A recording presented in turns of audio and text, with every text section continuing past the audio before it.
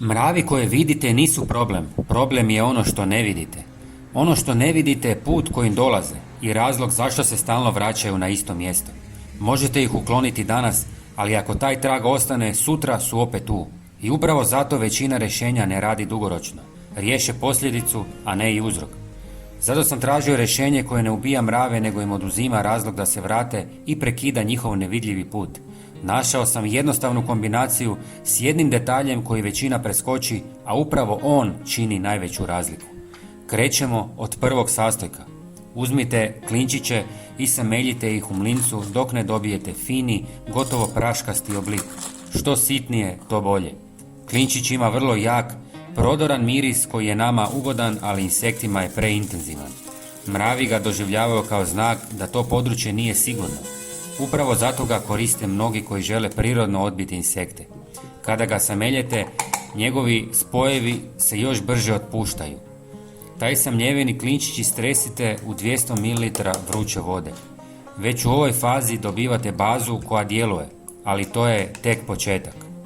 Sada dodajte cimet. Dovoljno je pola male žličice. Možda zvuči kao običan začin, ali cimet ima vrlo snažna eterična ulja. Njegov miris dodatno zbunjuje mrave i prekida njihovu sposobnost da prate trag. Oni se oslanjaju gotovo isključivo na mirisnu komunikaciju. Kada im to poremetite, gube orijentaciju i više ne znaju kuda ići. Zato kombinacija klinčića i cimeta već stvara okruženje koje im nije ugodno. Sve to sada lagano promiješajte i pustite da se kratko poveže. U ovoj fazi mnogi bi već stali, ali tu zapravo nastaje razlika između nečega što djeluje kratko i nečega što stvarno rješava problem. Ako vam ovakvi praktični trikovi pomažu, slobodno lajkajte video i pretplatite se, jer ovdje dijelim samo provjerene stvari koje možete odmah primijeniti. I sada dolazimo do ključnog dijela, onog kojeg većina ljudi preskoči, a upravo on odlučuje hoće li se mravi vratiti ili ne. Dodajte 300 ml octa. On nije tu samo zbog mirisa.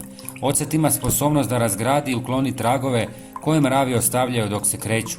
Ti tragovi zapravo njihova mapa. Bez nje oni više nemaju način da pronađu isti put. Kada ocet spojite s klinčem i cimetom, ne dobivate samo neugodan miris za mrave. Dobivate kombinaciju koja istovremeno briše stare tragove i stvara novu barijeru koju izbjegavaju. To je razlog zašto ova mješavina daje rezultate koji traju duže. Nakon toga uzmite gazu i procijedite smjesu. Ovo je važan korak jer uklanjate sve sitne čestice koje bi mogli začepiti prskalicu. Ulite u špricu ili bocu s raspršivačem. Zatim poprskajte mjesta gdje ste primijetili mrave. Poanta ove metode nije da se borite s mravima svaki dan. Poanta je da im oduzmete razlog da se uopće vrate. I upravo zato ova metoda često djeluje bolje nego bilo kakve zamke ili kemikalije. Jer ne rješava samo ono što vidite, nego ono što je zapravo uzrok problema. Ako vam je ovo pomoglo, podijelite video s nekim tko se stalno bori s mravima. Vjerujte mi, trebat će mu. Hvala vam i pozdrav!